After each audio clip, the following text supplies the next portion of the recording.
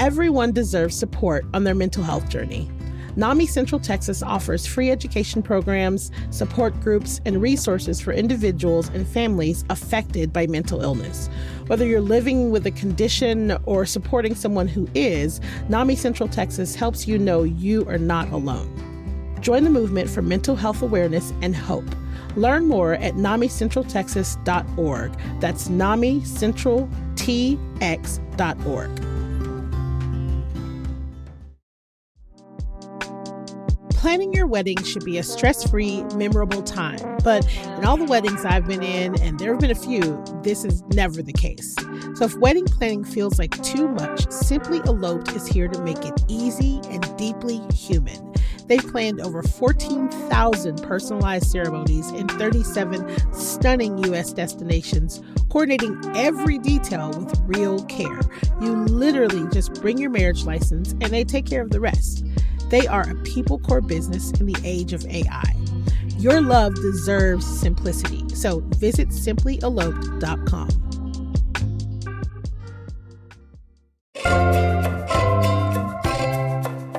Today on CityCast Austin, the competition for the best city in Texas is steep. We are lucky to have so many amazing cities in our state. But where does Austin land in the rankings? We're going to revisit the conversation producer Elissa Castles and I had with CityCast Houston, debating everything from food to affordability to decide once and for all which of our cities takes the cake.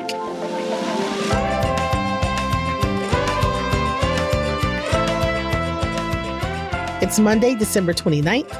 I'm Nikki DaVaughn, and this is what Austin's talking about.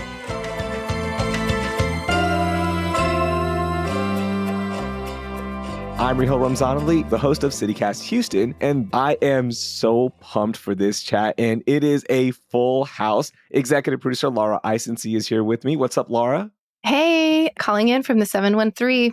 Yep, you and I will be on Team Houston, and Nikki DaVaughn, my colleague, my sister in Austin. Introduce your team. What is happening? What's up, y'all? This is Nikki from Austin, and I'm here with our producer, Elissa Castles, and we are representing Austin. What's up, Elissa? What up, what up? Happy to be in the 512 if we're doing area codes. So here's a little twist, okay? I have lived in the 512. I went to the University of Texas. So has Laura. Same. Yeah. My first cell phone was a 512.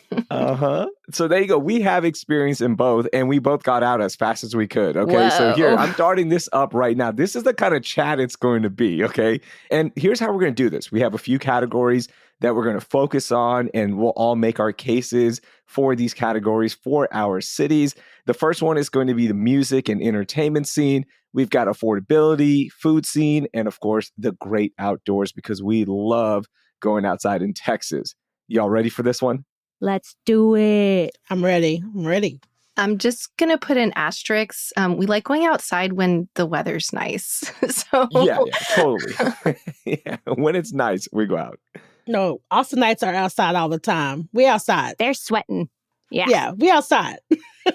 Probably because our outdoors are so good. Oh, and one thing that is really good for y'all, the music scene is fantastic. Great, awesome, live music capital of the world. Yes, all of that. But Laura, Houston can hold its own when it comes to music and entertainment. Yeah, I'm just going to make 20 seconds here. Beyonce, Megan Thee Stallion, DJ Screw. We got the Rodeo, which has amazing music.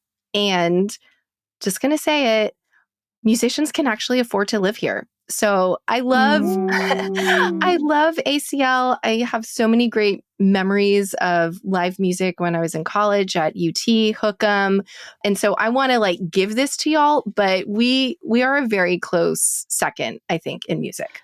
Listen, it's great that all those people come from Houston, but they are no longer making music inside of Houston. So listen, I will never argue with you because DJ Screw, especially Beyonce, especially Megan Thee Stallion, of course, Houston, it is no secret that Houston is the birthplace of some fantastic artists. But if we are talking about right now, today, I can go outside and I can go hear music anywhere. I can go see entertainment anywhere for free.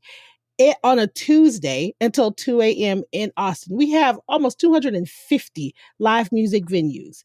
Wow. And that's just places that are just considered a live music venue and not places Sure. where musicians will make music. As a musician living in Austin, I hear you on affordability. I hear you. But I think we Mhm. have more musicians in Austin. We have more entertainment in Austin available across the board. 100% agree. Yeah, I mean, we have Willie Nelson. He's like our god here. He has a statue. And yeah, I mean, we are the live music capital of the world. It's not under Houston's name. So It's not. It's not. That's fine. But we do have music in Houston as well. We have We do. plenty of venues in Sure. the Heights, in the Montrose area. Austin doesn't own live music, y'all. We have them as well. Now, I totally get it. When you're walking around Austin, you'll run into some really unique performances. I do miss that. That is cool because there's more walkability there. But we have music here too. Y'all are acting Listen, like we don't have music. I will agree with you. No. I'm going to agree with you. As an Austinite, born and raised, we do not have the music market locked. No. So listen, yes, you can get music at all times of the day and night, all kinds of crazy stuff for sure. But I take umbrage with the idea that nobody else has music anywhere else in Texas. Texas is a music state. I will also point out that Houston does have a beat on like the large music venue because Beyonce can't perform in Austin, essentially. There's not a venue. Exactly, because we don't have any arenas. Right, we don't have an arena. Exactly. So yeah, I would definitely give Houston its shout out for its ability to hold like straight up stars, icons. Like I went to the absolutely amazing concert by Shakira earlier this year at the Toyota Center. And that was just concert for a lifetime. One of my music goddesses. It was fantastic. But even with that, like, I'm just going to play nice here. Like, I do think, Nikki, to your point, 250 music venues, so many different musicians go out any night of the week and catch a live set. So, I mean, I think, Raheel, like, we can give this kind of like slightly begrudgingly to Austin. We'll give it to y'all. We'll give it to y'all. This is the graciousness for me. You're going to give it to y'all us. because the next one, there's no way you're beating Houston when it comes to the food scene. This is the most celebrated food scene in the nation. It is one of the best. I will let y'all start because we had first on the last topic. Austin, y'all start this one. Make a case for the food scene. Let me make my case. Austin has some of the best tacos. I'm going to say this ever. We have great coffee shops. We have a really nice variety of food here. I think our Tex-Mex really holds up. I think we might be a little lacking in the Asian food department personally, but yeah, I mean, you can pretty much get whatever you want here. We have a lot of really nice fancy places to dine, or you can just pull up to a taco truck and get something for like $2 to $3. What do you think, Nikki? I feel like, honestly, Austin is to Houston around the food scene as Houston is to Austin around music. Yeah. I am going to come out and agree with you. I feel like Houston, even if we were just going straight on diversity, the diversity of food offered in Houston, it's just unmatched. It's unmatched. It's unmatched. Yeah. It far outshines not just Austin, but I just think in Texas in general, like the whole state. And that's just not something that can be argued personally. That I think. So just like Raheel was saying earlier, like people be acting like Austin don't have no food culture. We do. I know sometimes. I know it. Some places are a little unseasoned because our diversity is not where it needs to be, but we are getting there. And we are getting, I think because we have more people moving in, I think it's like we're trying to catch up, but we are not caught up. I will not even try to play with y'all. I'm not. If I got on this podcast and all my family in Houston heard me lying and say, acting like I don't come to Houston to get food, they will call me out. Look, I was in Austin a really long time ago, almost 20 years ago, and East Austin was my spot. I would go there and find so many different taco trucks. Is that still the case now or no? Yeah. Totally. Still there. Okay. So I live in East Austin, and and here's the thing, like there are definitely people that are coming in that are gentrification is a really big thing here. And so you have all these James Beard nominated people in Austin and all of the Michelin star people not, in Austin or whatever, but you still have that east side, like go to a food truck and get a taco for $2.50, $3.50, and it's the best taco you've ever had. Ain't got nothing to do with James Beard. And you go anywhere on Cesar Chavez and get like good authentic food. So Man. it's still like East that. Riverside taco trucks at Come 2 on. a.m. Come on, that's where I used to live. So That's when you would Yes. hit up the East Riverside. Man, I miss those days. Yeah. And Nikki, when you come next time to Houston, Raheel and I, we want to take you out to one of the best streets in Houston. It's like a hidden gem because you can go along this street. We actually did a whole podcast about this. It has all these hidden gems of all these different ethnic cuisines. You can get amazing pupusas. You can go to this Lebanese like bakery and deli. What? You can get amazing Pakistani food. What am I missing? Persian. Indian mithai, the sweets. That's what I'm talking about. Yeah, I'm jealous. Yeah, this is Hillcroft. And Hillcroft it Street. is, Hillcroft Street. It's actually designated as the Mahatma Gandhi district on one end, and then you've got so many Latin restaurants on the other end Wow. heading towards Dashwood. Oh my gosh. Yeah. This is what I'm That right saying. there rivals any street in the nation. Yeah, we don't have that. That's why I knew I couldn't come on here and play with y'all about food. Yeah, the diversity and just like the quality of like the great like budget bites and like fancy Yeah. Michelin stars. So we're just gonna invite you, come down, come down 71, come down I-10. We're gonna take you out to some amazing hidden gems, and then when we go to Austin, you can take us to a show. How's that? Yes, absolutely. I have a question about Yeah. the food scene. Do you guys think Austin or Houston has better barbecue specifically? Oh. Ooh. Now, are y'all counting the whole Central Texas region as your own or just in Austin? Because I do count it as y'all. Like when I go to Austin, I'm going around. I'm not just counting like the city limits. Yeah, I'm counting all of it. Because Houston is Yeah, Houston's really big. Houston is We have, expansive. Yeah. And there's just Yeah, let us have come Central on. Texas. Come on now. It's about the same size. Houston's about the same Yeah. size as Central Texas. Yeah. Man, I mean, I've been to like one of those really old barbecue joints, not Lockhart, but Luling. They have an amazing old school Luling Yes. barbecue. Highly recommend. Did y'all see the documentary High on the Hog? No. Yeah.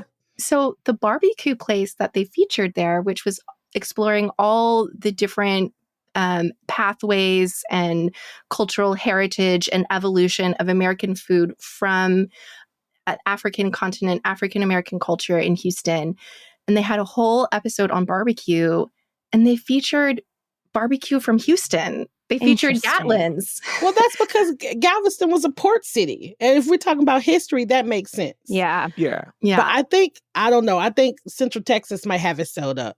I think it's a push, Nikki. I think this is so close to call because you look at the Texas Monthly list, the top 50, Right. and Mhm. y'all Right. always have a handful in the top 10. We always have a handful in the top 10.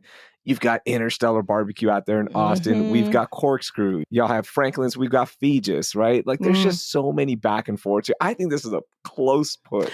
And this is not even mentioning just like the small mom and pop ones that don't make those Right. lists that Yeah. have Right. bomb barbecue. I think it's really funny. I think it's hard to tell in Texas who's got the best barbecue because it's just what we do. Like I it's know. just Mhm. but it's just in Great the point. DNA of Texans, period. Like, I think somebody on maybe a cattle ranch in West Texas would look at Austin and be like, good barbecue. Yeah, right. Like Yeah, we're very It's serious. about everyday our stuff here for Yeah. us. Okay, before we transition to our next topic, I want to go around. Give me your favorite restaurant in your city. Elissa, you start. Oh my jeez, Yeah. Louise. Only the hardest Hold questions here on on. this debate. My Shoot. favorite restaurant. Favorite restaurant. Wow. I think I'm going to say Maddie's Hacienda. It's the Maddie's near my parents' house. And it's the one I Yeah. grew up next to. And it's just like solid Tex-Mex. I always get breakfast tacos from Maddie's. I love it. It's like, it feels like home. It's one of my favorites. Yeah. I think for me right now, because I can only do it by right now. Right now, my favorite restaurant in Austin is Canje. Canje it's a Guyanese Caribbean food. It's Black owned. It's in the same it's the Emmer and Rye group, and it is probably, I keep talking about it. Raheel, you've heard me talk about this before. It has me in a chokehold. It's some of the best food I've ever had in my life. It's on my list. I can't wait to try it when I come to Oh, you're Austin. gonna love you the minute you try it, Raheel. You have to let me know because I want to know what you think about it. It's delicious. It don't miss. They don't miss. They don't miss. I have yet to have a bad time. Wow. Yeah. My turn. Oh my gosh, this is so incredibly hard. Right now, my go-to place, friend was in town. She's like, I want to go to lunch. I was like, okay, I know where I'm taking you. We're going to go to Casa Emma. And she was like, yes, that was on my list. It's a little coffee shop and lunch counter in the Heights area. And they just have this like really great ethos. I mean, they do everything with heirloom corn. It's authentic Mexican, but they also put their own twist on it. They've gotten attention from James Beard, the Bib Gourmand from Michelin. But even if you're not into those fancy food categories, you just go there and it is so amazing. I love their carrot taco. It's a taco with a carrot, and it actually is really, really good. And Raheel, do you remember those brisket chilaquiles? Yes, I think about them all the time. I think we ordered it to share, and I just downed the whole thing. I was like, sorry, sorry. Yeah, it's really like a magical place, and I love it so much. I love it so much. It's so funny that you mentioned this place because a couple of weeks ago, my family and I were in Kemah, and we were looking for a place to go, like for like Sunday brunch or something like that. And I asked a friend, she's like, oh, you have to go to this Casa Emma place. Like, you have to go. It's incredible. You have to see it. And we pulled up, and my mom was like, nah, I can't. It felt like there were people everywhere. We couldn't tell where the line was. There were people like, it was packed. It gets packed on the weekend. Yeah. Packed. I was Long like, line. I need to come back and go there. But yeah. You do. Yeah. We'll do a food tour. For me, it's Aga's. This is the best Pakistani and Indian restaurant in the nation. By multiple sources have said this. In my opinion, it's better than my mom's cooking. She hates it when I say that, but it is better. It is so good. Get the goat chops. Get the paneer makhni. You won't regret it. My mom goes there more than me now. Okay, so just to let you know, she's like, I'm just going to go there. I don't even want to cook because they're better than me. Okay, that's a high endorsement. Hi, Raheel's mom is going to Aga's. Yeah, that's how we're doing this.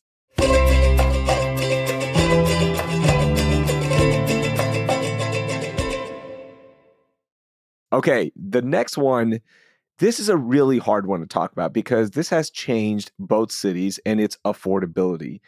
We've seen all the headlines about affordability and how it's impacted Austin.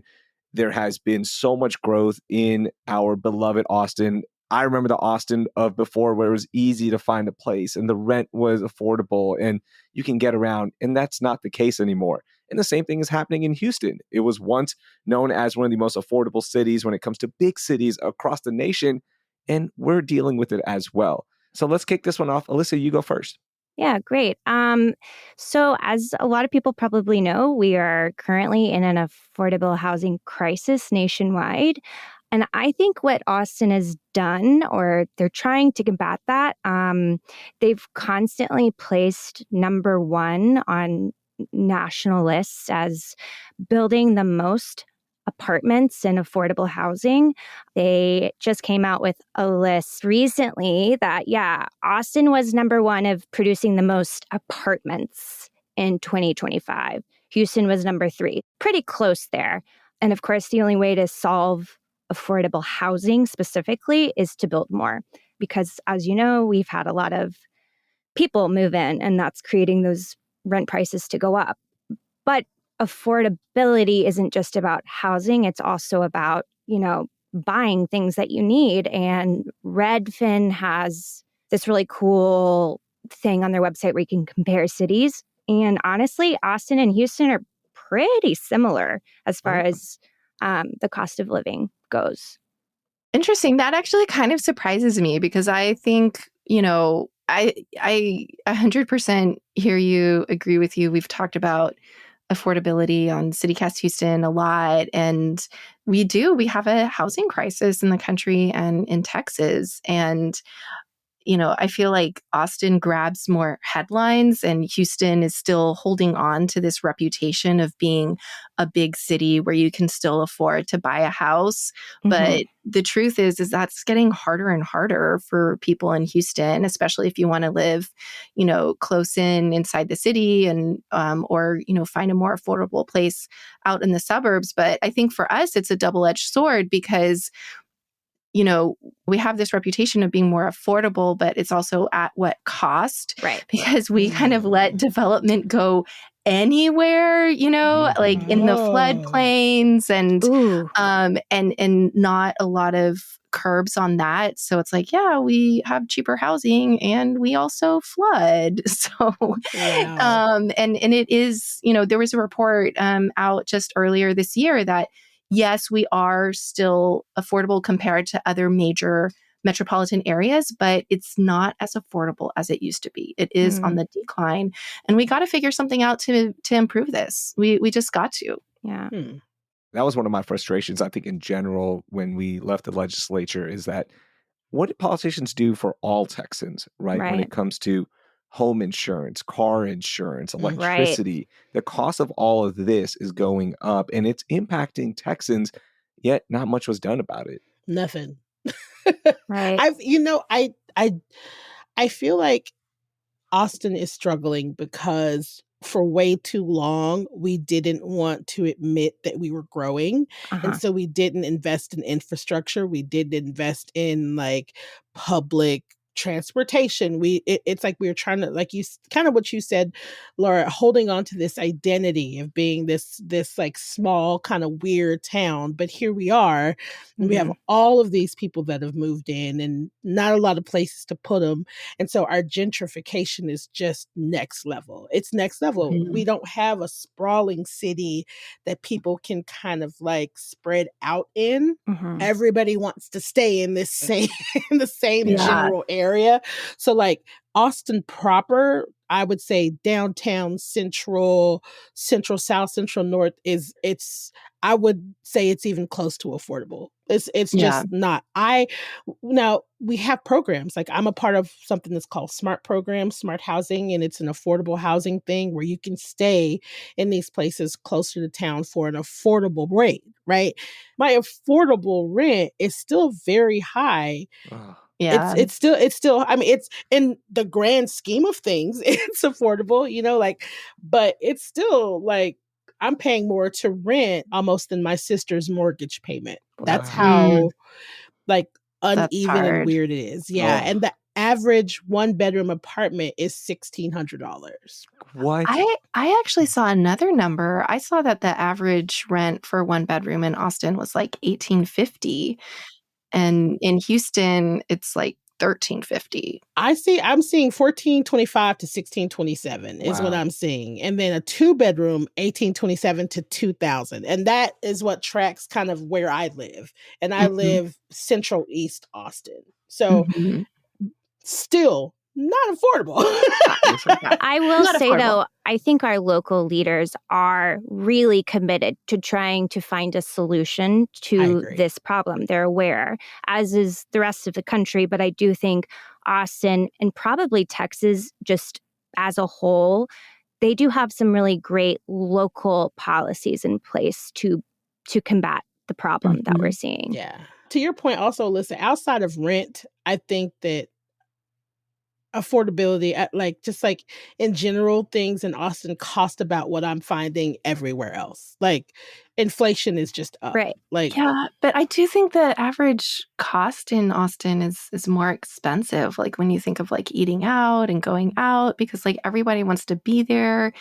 I don't know. The numbers I saw, I hate to say this because this is a really hard topic and it affects, your pocketbook and it affects your quality of life and it affects your future because if you're shelling out so much on rent or your mortgage, that's limiting other opportunities that you could be, investing in for yourself or your loved ones. And I mean, it's not great in Houston, but I do think it's just a little bit more affordable, just like the rent, like a couple $100 less. And that median home price is like a couple grand less. And, I almost like hate to say that because like all of Texas should be affordable, right? Like none of us should be having this problem. No, right. I think it depends on where you want to stay. If you want to stay in surrounding places like Pflugerville or Round Rock or, Buda or Kyle, you can find those kind of prices. You can find 1,300, you can find 1,200. But if you want to live in the city proper, Mhm. you're just not gonna be hard. find that. And it's hard to get into the city because, as you mentioned, the local leaders didn't think about this growth, and until too late. Focused on one road, 35, to Mhm. get in and out, and it is a nightmare to drive. It's always been a nightmare to drive going back 20 years, and now it's even worse. So it's harder. I don't know who wins this one. I'm going to say Houston, okay, because we're just slightly more affordable, but unfortunately, it looks like we're all losers in this one because everything is so expensive. All right, y'all, final category, the great outdoors. I'm thinking about lakes, parks, whatever gets you outside. Austin is already, they're smiling. They're like, we've got this in the bag. We've got it. Come on, we're Austin. No. Nikki, I know you're ready to make your case. Go for it, but be ready. No, y'all go first. I can make a case for the great outdoors. I want to hear it. Y'all go first. Yeah, I want to hear it. I want to hear it. Go ahead. Give us what you got. Okay, I will take it first. Here's what we have in Houston, all right? We've got one of the biggest parks inside of a city in Memorial Park. So you want a park with lakes, with the Eastern Glades. You can go there, running trail. Run trails. We've got plenty of great neighborhood parks. We've got Herman Park. We've got so many others inside just small neighborhoods. We got that covered, all right? Do we have Lake Travis? No. Do we have Lake Austin and Lady Bird Lake? No, we don't have that. But you know what we do have here in the Gulf Coast?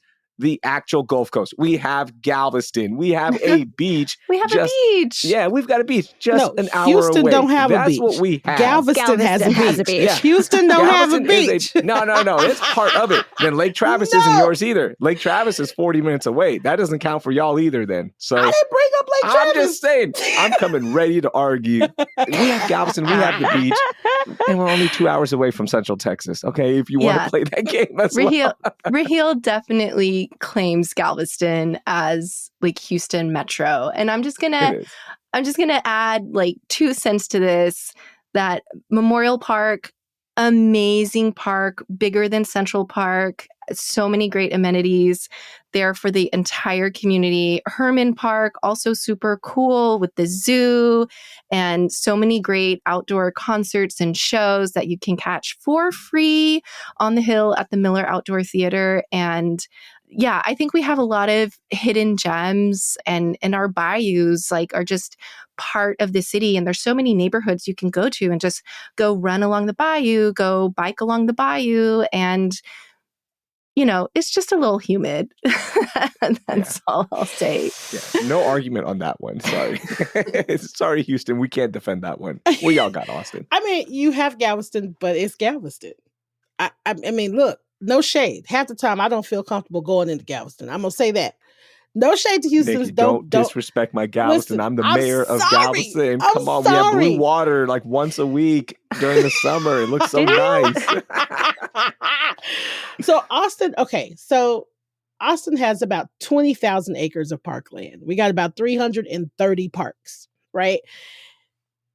We'll take Lake Travis out. We'll talk about Lady Bird Lake. We have about 200 miles worth of trails throughout the city. We have about 45 aquatic facilities, 172 playgrounds, 6 golf courses, 29 community gardens.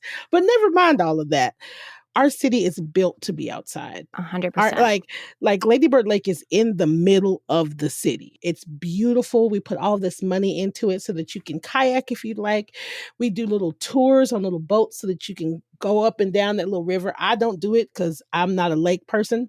But there's Barton Springs. There's spring-fed deep eddies, so you can swim in either of those 2 places. There are all kinds of like little like water holes and spots that you can take your dog and do all of these things outside. And that doesn't even include Zilker. That doesn't even include Blues on the Green. That doesn't even include. Oh my gosh. Okay, I see the you can eye stop rolls. flexing on us. You can stop. They're not eye rolls. They're like, oh man, I know. It's We're missing great. it. That's what it is. We're like, I'm missing that. It's like the one thing. Yeah. I might get flack for this, but it's one of those one things that we do well. You know what I mean? It's like Austin is like, look, we got moderate temperatures. It's hot, but it's not humid hot. It is not Houston hot. Yeah, it's like we're right smack dab in the middle, and it's like we take total advantage. Advantage of being right in the middle of the state. I mean, I have nothing to add. I 100% agree with Nikki. I just think Austin is the outdoor city. People move here wanting to have all of the outdoors that we have. You know, they want to be running the trail every day. They want to be swimming in Barton Springs after they run the trail. Yeah. And the gag is, I'm not an outdoor girly. I'm not an outdoor girly. I'm mad about the fact that everybody's jogging all the time in my way when I'm trying to take my old lady walks. But it is. Well, let me ask you, is it hard now because it is so packed in Austin to enjoy those outdoors? There's so much that Barton Springs has gotten a little annoying, to be honest. Barton Springs is annoying, but everywhere else, it's just there's so many places for you to spread out, like Bull Creek, there's Twin Falls, there's so many places for you to go that we're not all up on each other. And every individual park kind of has some sort of trail or something. Yeah. I'm not gonna lie. I'm just a little jealous because the last time I was in Austin, actually for a CityCast retreat, and we were staying there off of South Congress, and I got up early and went for a jog along the trail of the Lady Bird Lake and seeing the skyline and everybody else jogging, and the sun was rising and people were rowing on the water. And I was like, oh my God, this is beautiful. I wish I could do this every day. Yeah. Y'all win outdoors. I tried to put up a fight. I tried, but y'all win it. It's not even close in my opinion. Austin has a really beautiful outdoor scene. It is, as you put it, Elissa, your city is built on the outdoors and people are out there. You can meet people, you can join run clubs, all that good stuff. And yeah, I miss it. That was one of my favorite parts.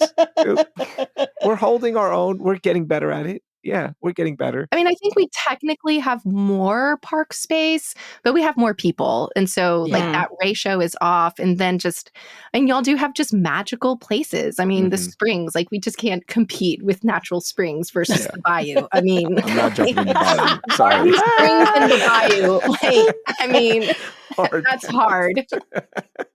Well, it sounds like this is a tie. So I want to throw this up. What do y'all think? Are we actually rivals or are we friends? Can we all just unite and hate Dallas and that's the loser in this? Is this what we're doing? No. Dallas. Listen, you know what I think? Here's the thing. I feel like Houston is very close. I feel like I can just get on 71 and I'm there super quick. And so I've never understood the rival because I'm like, I'm going to go to Houston. Yeah. I'm in the mood to see Black people. I'm going to go to Houston. I think that we're buds. I do. I think Austin and Houston are buds. I really do. Yeah. Frenemies. Oh, frenemies. Yeah. I love Austin, but I love Houston too. Yeah. I think we're frenemies. I think Austin is the cool kid in the state. And y'all are just we're here. We're Austin. We're chill. And Houston is but we're cool too, and our food is amazing. And we're kind of trying a little too hard here, but I think we're frenemies, and we will welcome you here all the time. But I totally think the opposite. I feel like Houston is the cooler, older sibling. Oh my God, just look, I've been doing this. Go away. I have so much more. And Austin's we're cool too. Look at us. Everybody wants to come. It's weird. Houston seems older to me. I don't know. Nikki, that made my day. I feel like Austin gives little sister energy a little Totally. bit. A little bit. That's so true. Hey. We didn't talk about this, but I go to Houston because you guys have incredible museums that Austin just doesn't have. So it's I like Me the too. friendship. Let's be friends so we can Forever. Friends go forever. to each other's cities and enjoy what Austin or Houston has to offer. I'm going to wear my burnt orange, drive up 71, watch the Texas Longhorns play football, volleyball. Austin will always hold a special place in my heart. I love Houston more right now. And I think we all made a case for why we love our own cities. This was so much fun. The true winner is Texas. The true loser, Dallas. Poor Dallas. Elissa, thank you. Nikki, Thank you thanks. so Laura, much. Thanks for having us. This is awesome. This was so fun. Hook 'em, Texas forever.